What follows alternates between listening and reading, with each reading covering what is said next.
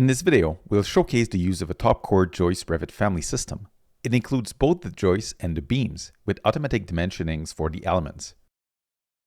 This family is available for free on the offsitewood.org website. Go to Revit Content and select top-chord joist. Now, we'll show how to integrate the family inside a project. We're going to copy and paste this family to the project. First, we're going to adjust the dimensions. Drag the grips to adjust the end of the system to match the position of the stud wall.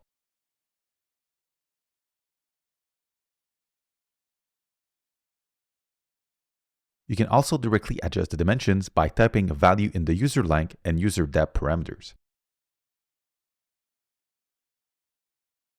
Then, you can move the system to ensure the position is correct.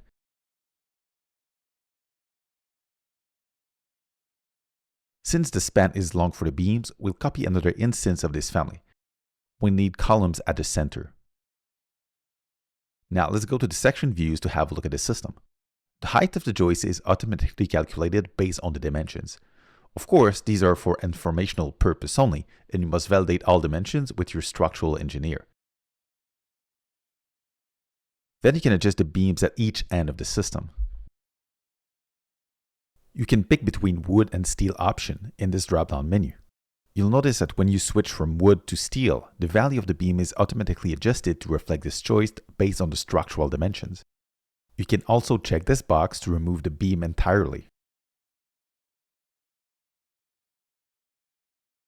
In this example, we are switching from steel to wood for the left side beam.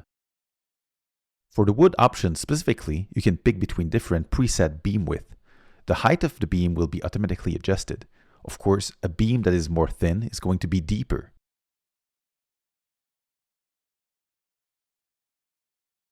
Another option is to set a joist depth override. The depth of the joist is automatically determined by their length. But if you want to have consistent depth for multiple systems, you can set an override value between 10 to 18 inches in increment of 2 inches. However, you cannot set an override to be smaller than the minimum depth found by the calculations. For example, the minimum depth of these joists are 14 inches, so nothing happens if you set an override of 12 inches. Of course, make sure to have a look at 3D views to ensure the system is consistent with what you need. You can always tab select individual elements to look at the dimension values or to set custom mark values. You can schedule all elements in the structural system. In the container file, open the schedule view. Copy the schedule from the project browser and paste it to your project. You will see all elements grouped by the floor mark value, along with the length, width, depth, and count dimensions. While this family is made to be simple for the end user, it integrates calculation to find the proper beam height and width. It uses lookup tables connected to an Excel spreadsheet with more than 250 possible values. Of course, these calculations are for informational purpose only. Validate all dimensions with your structural engineer. Now, we're going to explore another family available on Offsite Wood. This one is called Engineered Floor Framing. It has more simple open web joists. But this family also includes columns.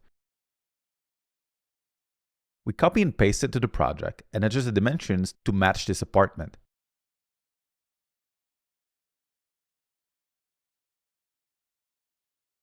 You can see the result with all columns being properly positioned.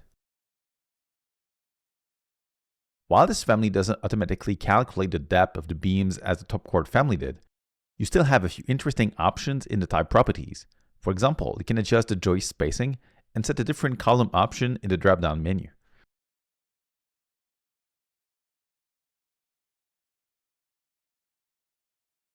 You can use section views to verify all dimensions.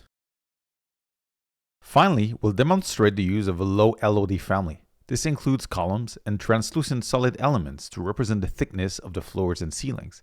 This is made for modular construction in mind. This is not yet available on the Offsite Wood website. First, place the family in the project. Then, modify the dimension values in the type properties. Adjust the position of the system so the columns are properly positioned. You can stack these families one on top of the other to verify the thickness of the floors and ceilings.